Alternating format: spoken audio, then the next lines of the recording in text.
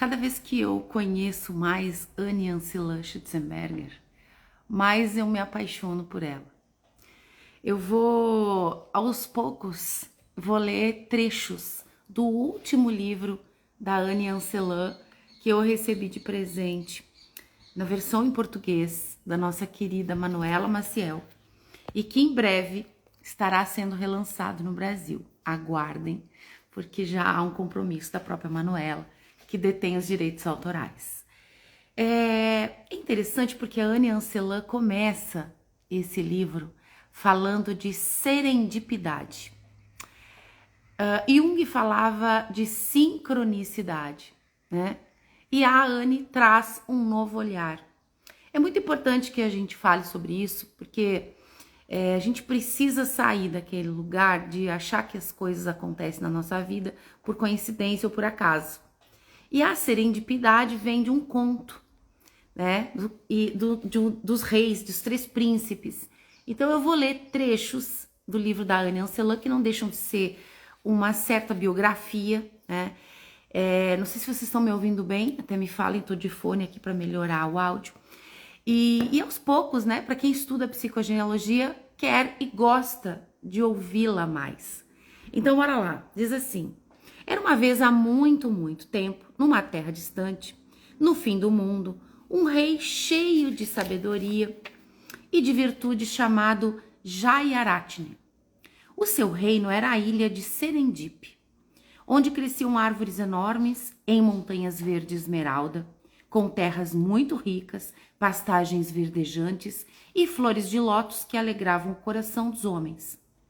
No princípio do seu reinado, tinham-lhe nascido 3 filhos belos e sensatos: Balakrama, Vijaio e Reajishanga. Cada vez que nascia um dos filhos, surgia no céu, voando baixo, uma estranha e maravilhosa ave de asas douradas e olhos de fogo. Mas só se apercebiam dela algumas crianças de um vale entre montanhas, próximo do pico da grande serenidade.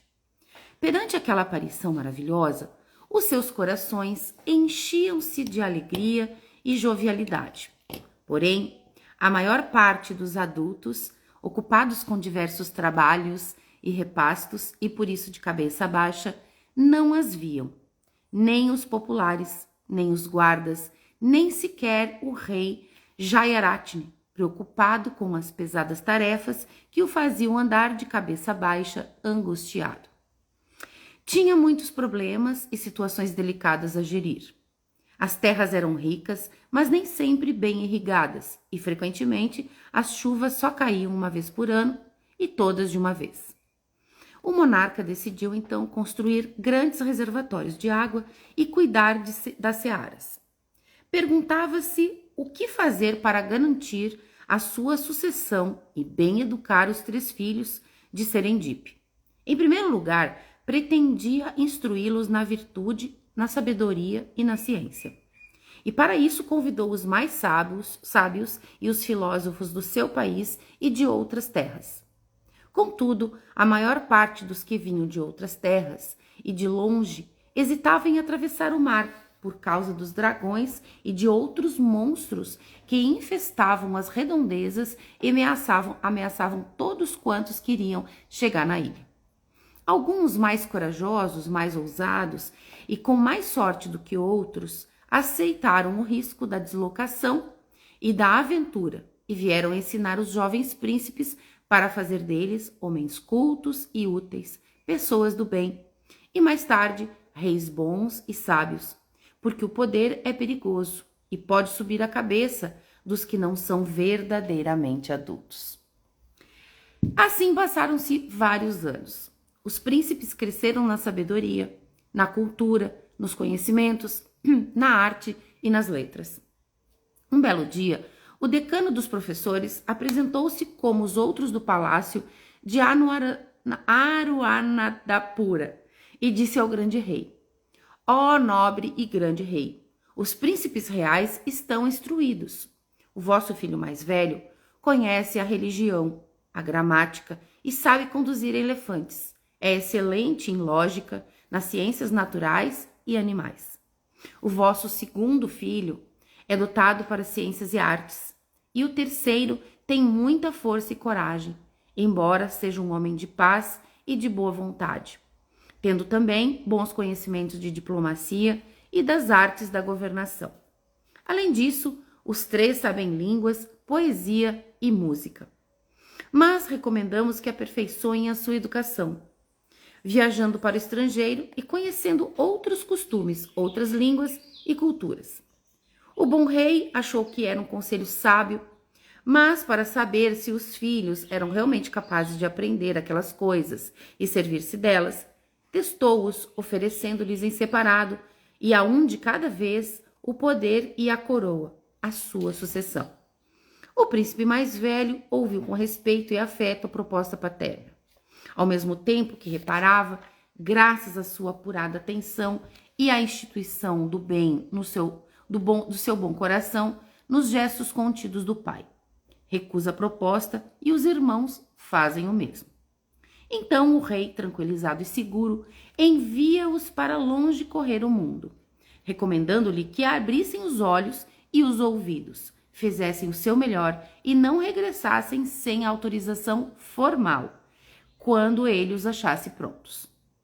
Falta-lhes ainda deixar o pai e a mãe, atravessar o mar, enfrentar ou evitar os dragões que gospem fogos e chamas, e tudo quanto pudessem destruí-los, e encontrar o segredo. Durante a jornada, os príncipes informaram-se sobre o manuscrito Morte dos Dragões. Têm a sorte de encontrar um homem muito velho que lhes diz que esse texto contém uma centena de versos, adormecendo em seguida a entoar alguns. O primeiro mistério resolvido pelos três príncipes é o do camelo perdido por um mercador persa, que o mais velho dos príncipes, Balakrama, antepassado longínquo de Sherlock Holmes e de Miss Marple de Agatha Christie, consegue descrever a partir do rastro irregular das suas patas e das ervas quebradas de um só lado da estrada. Surpreendido por essa maneira de ver, de observar e raciocinar, e encantado com essa descoberta dos príncipes, o imperador da Pérsia, Varran, convida para o seu palácio o príncipe de Serendip, Balakrama, e os seus irmãos. O imperador apaixona-se pela voz de uma jovem encontrada na floresta, Delirama, e oferece-lhe hospitalidade no palácio. Confessa-lhe a sua paixão, mas manda-a embora no momento de cólera, quando ela, como uma criança selvagem, desprezando a etiqueta, lhe diz o que pensa. Pouco depois, lamenta sua atitude e manda procurá-la em vão pelas planícies e florestas até que adoece de desgosto. O príncipe Vijaio de Serendip salvará a vida ao imperador desmontado, a consideração e desmarcando depois, através de sua percepção de comunicação não verbal, as manobras do traidor.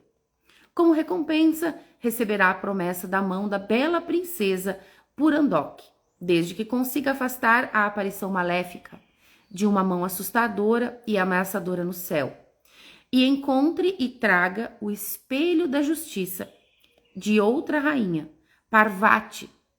O espelho é eficaz para fazer justiça, porque o mal ou o mentiroso que nele se veja ficará vermelho de vergonha, e a sua pele só voltará ao normal depois da confissão e reparação da falta. Nessa espécie de demanda do Santo Graal, que o rei seu pai lhes pedia, para trazerem o segredo do domínio dos dragões, os três príncipes procuraram um documento escondido num cilindro de prata, na posse de um mendigo que transforma sua aparência e se torna por vezes uma espécie de pássaro brilhante. Essa busca, sem chaves para êxito, nem o fio de Ariadne, está repleta de dificuldades e de ciladas. Um demônio que lê os pensamentos nos olhos e espalha armadilhas pelo caminho. Felizmente, um monge lhes dá um talismã, 3 penas de pavão que permitem a cada um deles tapar os olhos e seguir em frente. Encontram o rastro do mendigo, Alfoenicius, graças a um desenho que observam, descobrindo ali um cilindro de prata e graças a um verso enigmático. Abre aspas. Podemos procurar, mas não pedir emprestado. Esse mistério está próximo da tristeza e da morte. Fecha aspas. O monge abençoa-os e diz-lhes que durante uma parte do caminho é possível seguir uma regra obscura. Então prosseguem o seu caminho. Chegamos à Índia, junto da jovem e bela rainha Parvati. Os 3 príncipes acompanham-na ao nascer do sol até a praia, onde aparece a mão assustadora. O jovem príncipe Rajashinga detém a descida da mão assustadora com um gesto da mão direita, 3 dedos levantados, 2 dedos dobrados, como nas bênçãos religiosas. Perante esse gesto, a mão ameaçadora diminui de tamanho e desaparece no mar, como se uma verdadeira coragem de mãos desarmadas mantivesse em respeito até os demônios. A princesa quer saber mais sobre aquilo e o jovem príncipe lhe explica que apareceu que aqueles 2 dedos dobrados representavam 2 pessoas que se amavam, unidas na virtude e no coração, para protegerem a princesa, e esses 2 protetores eram provavelmente o seu pai e a sua mãe. Fosse qual fosse a explicação, o maléfico quebra-se e a paz e a calma voltaram ao país. Depois disso, a rainha Parvati convida os 2 príncipes para o palácio, oferece-lhes um espetáculo durante o qual os olhos dela se enchem de lágrimas ao ouvir uma canção. O mais jovem dos príncipes pergunta-lhe a razão pela qual chora. Ela conta-lhe então que os seus desgostos e tristezas e, sobretudo, fala-lhe de sua irmãzinha desaparecida em criança perdida. O jovem príncipe resolve um quebra-cabeças à bela rainha, que lhe oferece sua mão e também o espelho da justiça. É de referir, de passagem, que com sua sagacidade, previsão e intuição, os jovens príncipes mandaram fazer a um ourives durante a noite uma caixinha pequenina com um dedal, do tamanho de uma ervilha, que servirá ao príncipe Rajashinga para engolir de uma só vez uma dose completa de sal. Isso lhe permitirá resolver o enigma proposto pelo falecido rei, pai da rainha. Essa prova destina-se a escolher o futuro príncipe consorte. Retomando a sua demanda e o seu caminho, os jovens príncipes encontram, sempre devido a um feliz acaso, a princesa Palmini, a irmãzinha da rainha, que fora raptada, e a levam de volta. Mais uma vez, a sorte e o acaso dos encontros põem-se no lugar certo e no momento exato para serem eficazes. Salvam-lhe a vida a quando de uma catástrofe, terremotos, inundações e incêndios que destroem a cidade. Os 3 príncipes de Serendip partilham o farnel com os pobres aldeões e choram de compaixão pelas infelicidades dos pobres. O seu sentido de observação dos pormenores e de todo da dissonância e da comunicação não verbal permite-lhes reconhecer, na pulseira de uma pobre, o colar com o brasão da família real da pequena princesa raptada, que levam ao palácio do imperador, com quem ela casará com grande pompa. Mas já não fora por acaso que tinha feito um desvio por aquela aldeia. O seu amor pela vida, a sua sabedoria e o seu bom senso tinham feito preparar diversos prazeres para o imperador, porque tinham pensado que um pouco de felicidade levar-lhe-ia o moral e ajudá-lo-ia a curar-se da doença. Ao ouvirem com ele os contos e levando o contador a falar, seguem uma pista, porque têm a sensação que uma das palavras de um cântico da pobre poderia ser precisamente aquela também cantada pela sensação bem-amada, perdida, do imperador seu amigo. De fato, a rapariga da floresta, Delimara, era a princesa Palmiri, raptada na infância. Os 3 príncipes de Serendip encontraram também, por um feliz acaso e pela sua astúcia, o cilindro de prata que procuravam, queimado e estragado. Resta legível apenas o que já conheciam. Depois de uma longa procura, diz o príncipe de Serendip, apenas encontramos algumas linhas do segredo e são as que já conhecíamos. Os 3 príncipes de Serendip despertam. Como procurar e encontrar algo escondido, um pergaminho, um talismã, sem indícios, sem quadros de referência, sem código de acesso e cujo fio condutor acaba de ser destruído pelo fogo? Reparam então num pássaro dourado, de asas brilhantes, que sai das cinzas trazendo no bico o cilindro de prata. Antes de desaparecer nos céus, o pássaro maravilhoso enche-o das lágrimas de compaixão, derramadas pelos príncipes. Quando os 3 príncipes regressam à ilha de Serendip, para junto ao pai, gravemente doente, ficam a saber que os dragões foram vencidos pelas lágrimas de compaixão que um pássaro azul, com lindos olhos de prata, lançara no devido momento sobre os locais perigosos. Por isso tinham cumprido a missão. Sem saber, tinham devolvido a paz e a prosperidade ao país e a serenidade ao seu velho pai, que se restabeleceu perante tanta felicidade. Cada um dos príncipes casou com sua princesa e reinou sensatamente e feliz com ela. Por que esse conto interessa aos cientistas? Para nós, é difícil extrair a moral dessa história, que interessa aos eruditos do Ocidente há mais de 5 séculos e às ciências humanas há algumas décadas. Existe com certeza uma razão para esse recente interesse, tanto por esse texto, quase impossível de encontrar, quanto pela investigação sobre a serendipidade, a sincronia e as coincidências felizes no mundo científico. Desde a maçã de Newton e os bolores resgatados do cesto de papéis de Fleming, as grandes descobertas científicas parecem ser fruto do encontro do acaso e da necessidade, da esperança, da observação aturada do contexto e da reação imediata ao que se apresenta. O objeto insólito, o objeto procurado, que por sorte está no seu caminho e fornece a solução inédita e inesperada para um problema importante ou vital para si e para os outros. Há também algo de mágico e misterioso em redor do que é fruto de um feliz acaso. Poderíamos reaproximar esse fenômeno do que já Sócrates dizia na Apologia, a propósito do seu anjo protetor.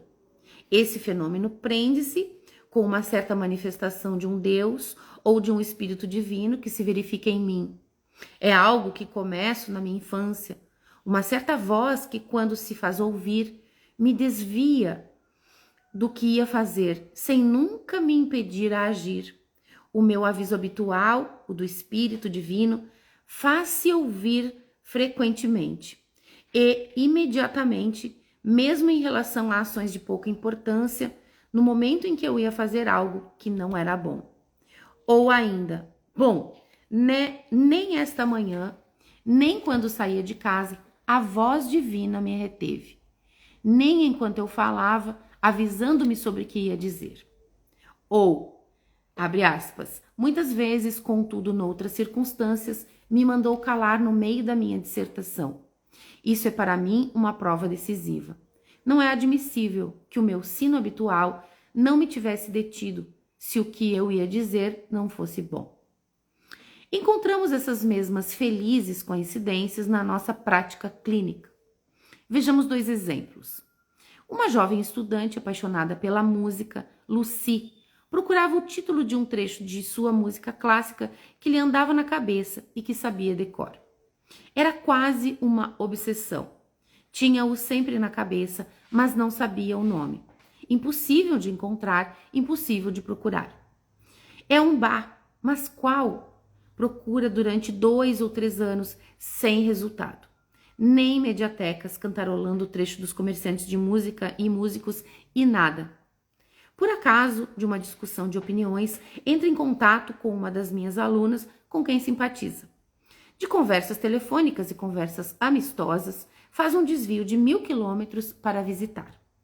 Ao entrar na casa de Bárbara, olha para os seus discos e põe o primeiro trecho que lhe vem à mão. E, milagre!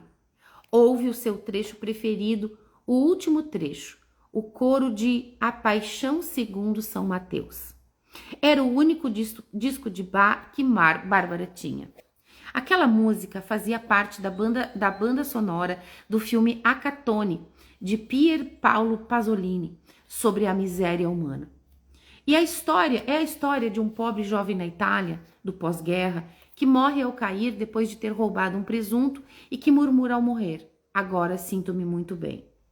Essa libertação pela morte lembrava-lhe alguma coisa.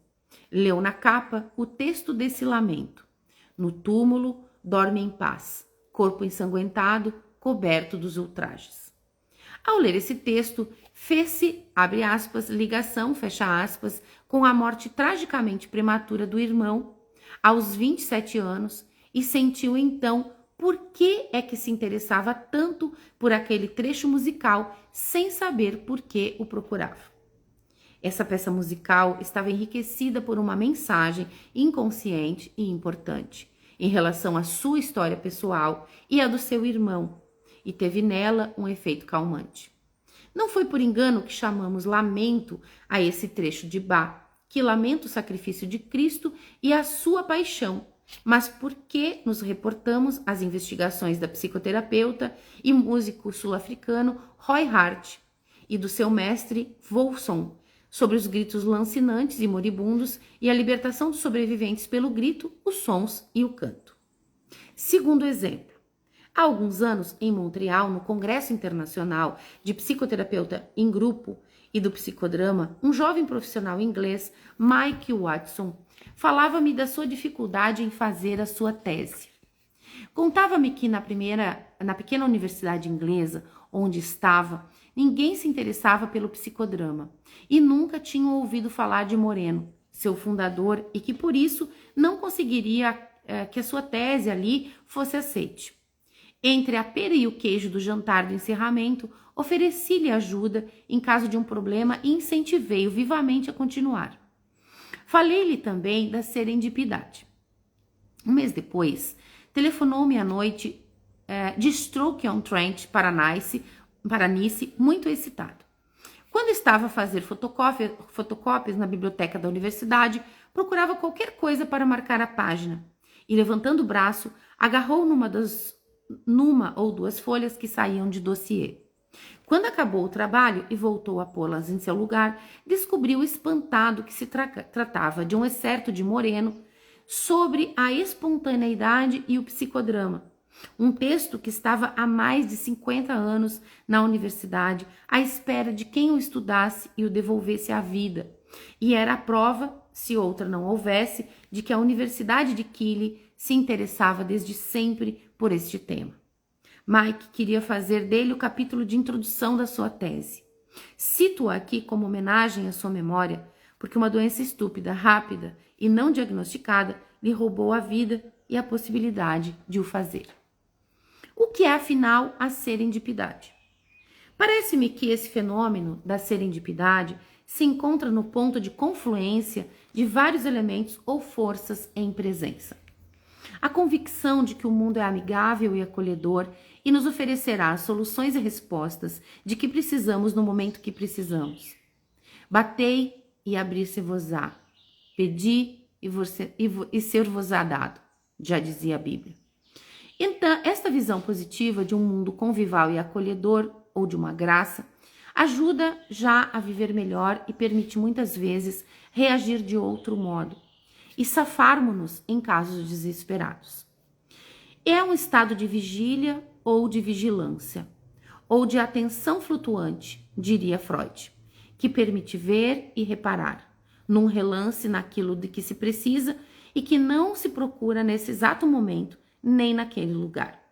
Isso permite encontrar, como por acaso, aquilo de que se tinha necessidade ou vontade, coisas importantes, vitais, que ajudam ou são simplesmente úteis, como, por exemplo, encontrar por acaso, de passagem, uma forma de combinar uma peça de roupa já gasta, mas de que se gosta, encontrar o cilindro de prata, encontrar um lugar de estacionamento no local exato onde vamos arranjar um táxi e no lugar exato onde vamos arranjar um táxi que está a deixar um passageiro na nossa porta num dia de chuva e com um avião para pegar à pressa. Descobrir um livro esgotado na montra de uma loja de uma rua desconhecida ao passar de táxi a caminho do aeroporto. Encontrar ao primeiro olhar, sem a procurar, a peça que faltava no quebra-cabeças, sem mesmo nos percebermos de que estamos fazendo um quebra-cabeças. Encontrar a carta roubada num envelope sujo em cima da pedra da lareira do ladrão. A serendipidade é mais e é diferente da baraca, do acaso, da sincronia ou da sorte, simplesmente uma pura coincidência do corpo-espaço tempo-vigilância. Situa-se entre o acaso e a necessidade, a esperança perdida e a esperança, a fé do homem simples, a ingenuidade da criança e a astúcia. Ok. Este conceito de serendipidade parece-me importante por várias razões.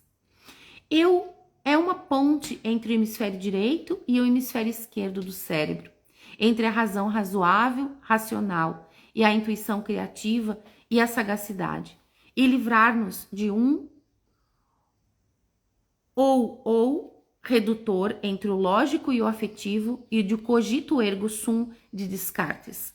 De Lacan, que interpretava com uma pequena alteração na pontuação como penso, logo existo. Ou seja, não sou nem existo, senão quando penso. Esquecendo a ponte entre os dois hemisférios e que o homem é um todo. É uma ponte entre as letras, as artes e as ciências. Esse termo, serendipidade, dá um nome a qualquer coisa de notável e de notado pelos artistas. Os físicos, os psicanalistas, os poetas, alguns psicossociólogos e alguns investigadores. Temos esperança que pesquisas transdisciplinares consigam vir a explicar que esse conceito científico, a partir da psiconeuroimunologia, em união também com as neurociências, a física e a criatividade. A serendipidade estabelece a ligação entre o corpo e o espaço-tempo, entre o passado, as suas lendas, a sua cultura e o presente com as investigações de ponta que se estão a desenrolar.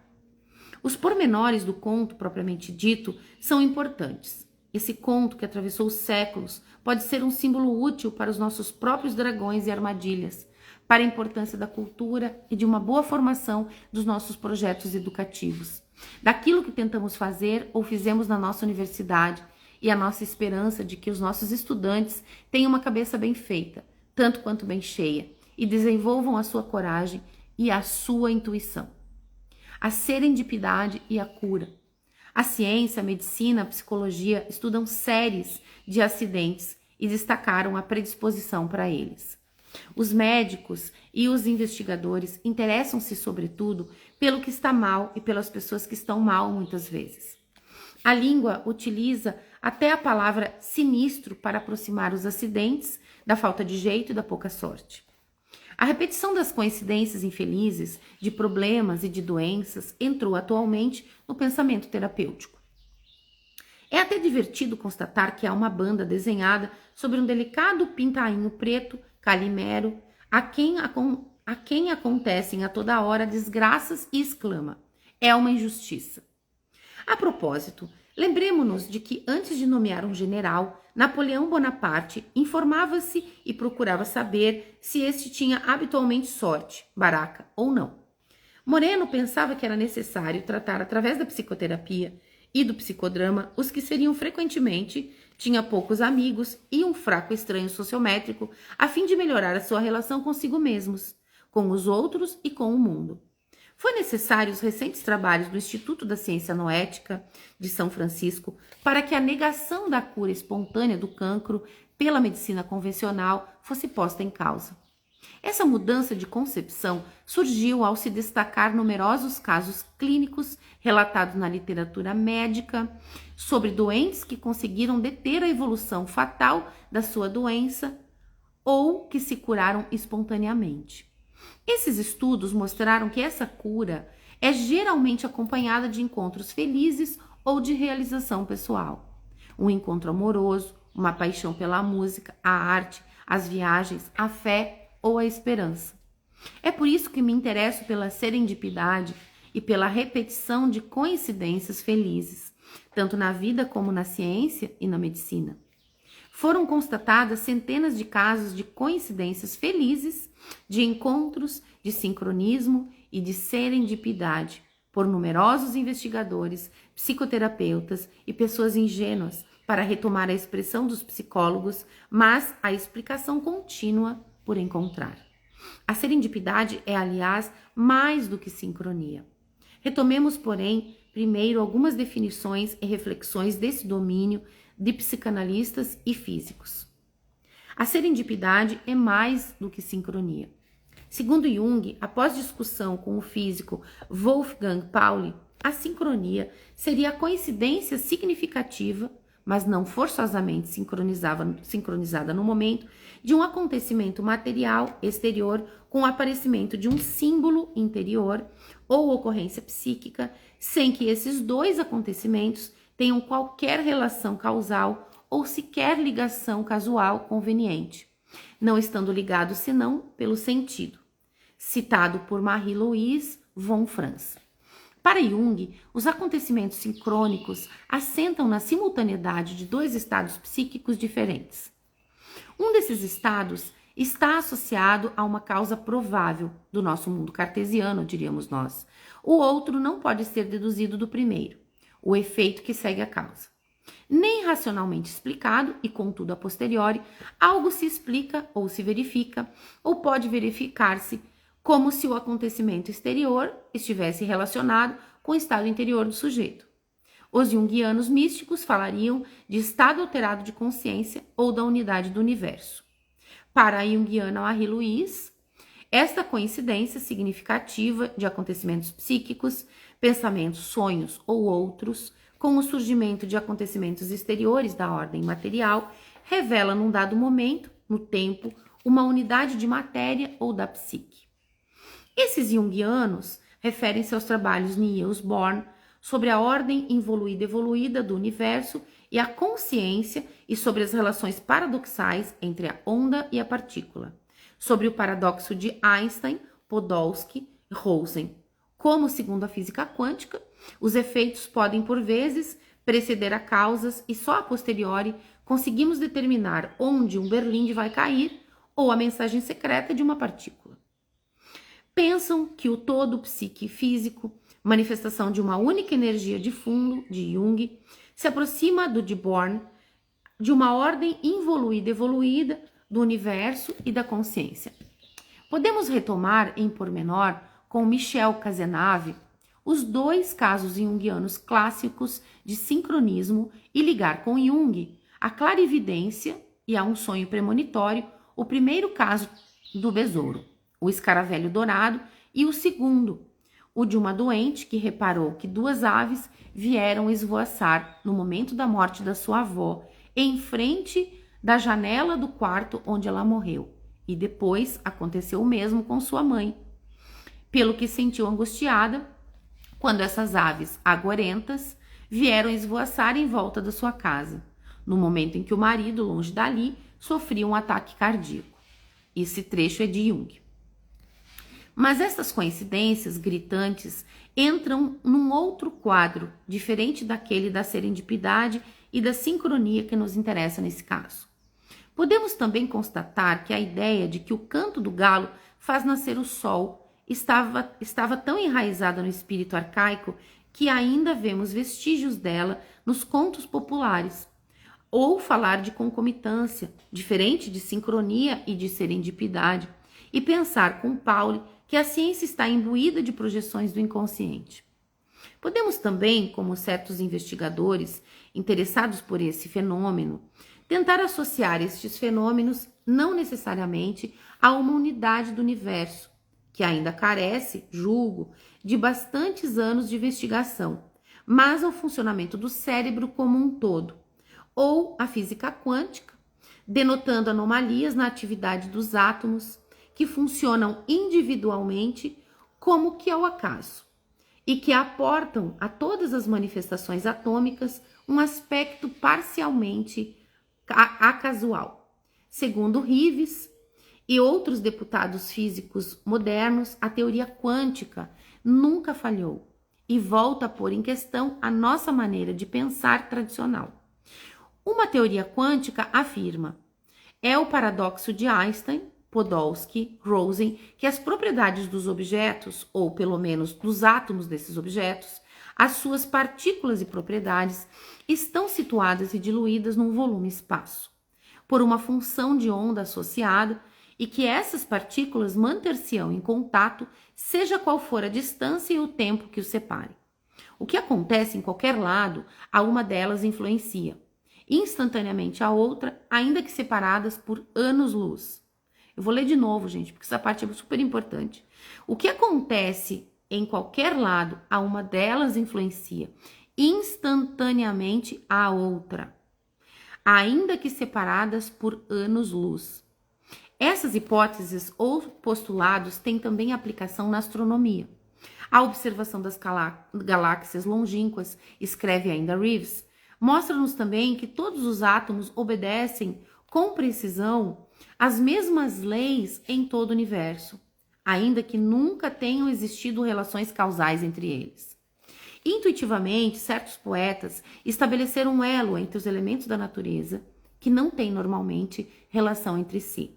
Victor Hugo escreve em Os Miseráveis: quem ousaria dizer que o perfume de um espinheiro alvar é inútil às nebulosas?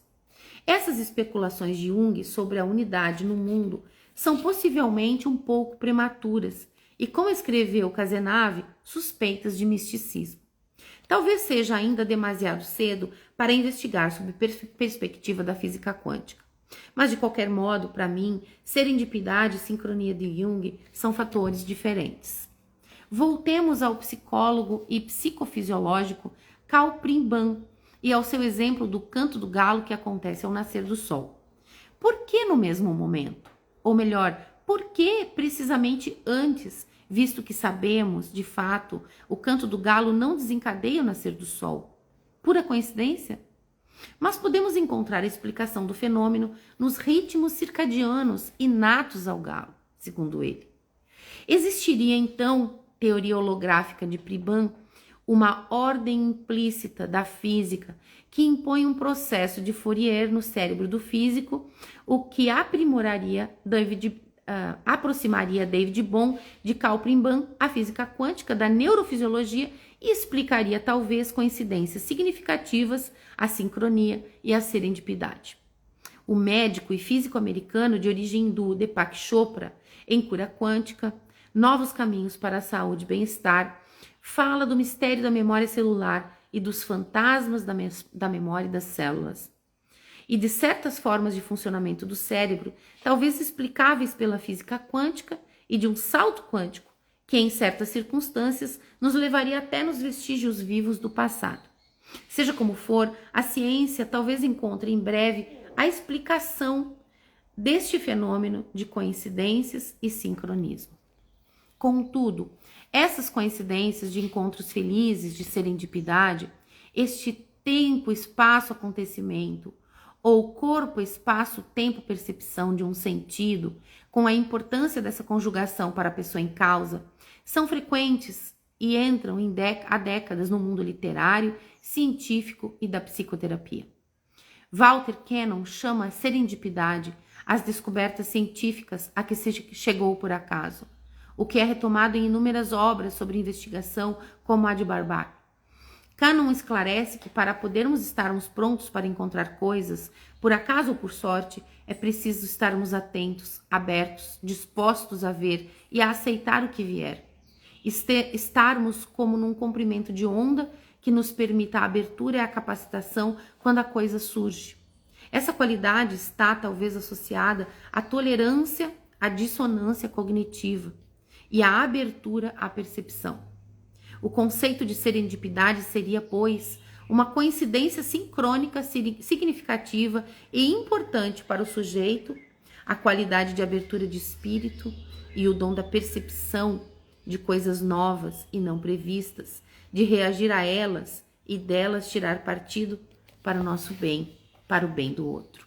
Gente, que coisa mais maravilhosa esse capítulo, tá? Eu quero contar um negócio para vocês. Bom dia a todos.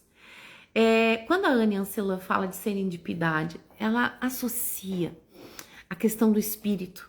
Ela associa a coisas que vão muito além da mente consciente e inconsciente. Ela associa ao mecanismo do universo, a nossa percepção espiritual. Estava eu um dia em Ushuaia. Ushuaia, na Argentina, é considerado o fim do mundo. É o lugar mais austral do universo. Lá, uma cidade super pequena, nós estávamos passeando, eu encontro uma livraria.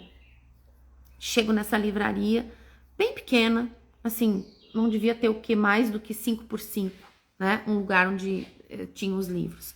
E pergunto pro rapaz que estava na recepção: por acaso você tem algum livro de Anne Anselan? Ele abre o computador, bota lá, como que escreve mesmo? E eu respondo, Anne Anselan Schutzenberger. Ele bota, olha no registro do computador e diz, não tem nenhum livro dela.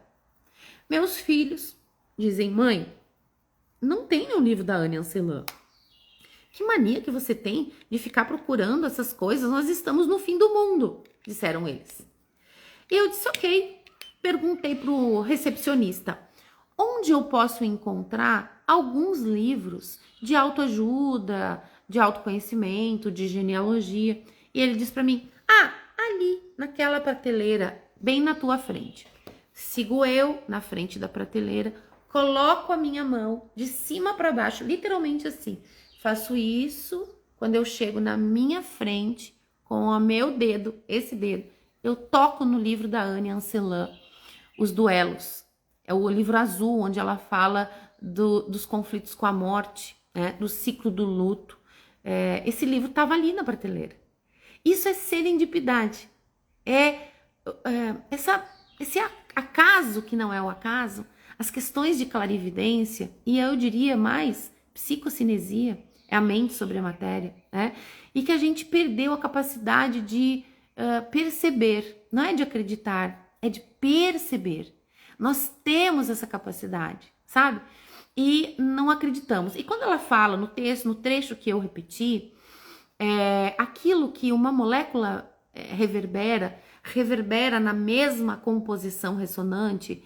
Quando eu falo na psicogenealogia que quando nós damos um passo na direção da nossa árvore, a nossa árvore dá um passo na nossa direção, é por essa reverberação. Nós que estamos olhando nossa árvore genealógica, estamos vibrando uma nova frequência. Mas nós precisamos tirar a venda dos olhos e perceber esses acasos, essas coincidências, essas serendipidades que eu chamo nos livros de deusidades, né? São acasos divinos, não existem coincidências, mas que a pessoa que está vendada para a vida, e é por isso que nós vamos fazer o nosso congresso aqui na Associação Catarinense de Integração aos Cegos, porque nós precisamos tirar a venda dos olhos, nós precisamos ver com o coração da alma, com os olhos da alma, nós precisamos ver com os olhos da pineal, com os olhos do espírito. Nós estamos cegos para essa percepção. Muitas pessoas dizem, mas isso é pseudociência. Gente, a pseudociência sempre esteve à frente da ciência. Então, nós precisamos nos abrir para essa percepção que é sagrada. Anne Anselan fala de física quântica. Essa mulher escreveu um livro aos 90 anos. Você sabe o que é isso? Aos 90 anos. Aos 90 anos, ela escreve esse livro. Aqui tem uma foto dela junto com a Manuela Maciel, uma querida, que vai estar presente no nosso congresso, ainda que de forma remota. Estamos fazendo, então, uma aliança luso-brasileira, unindo a Escola Lis, o Instituto Lis, e a Escola da Anne Anselan.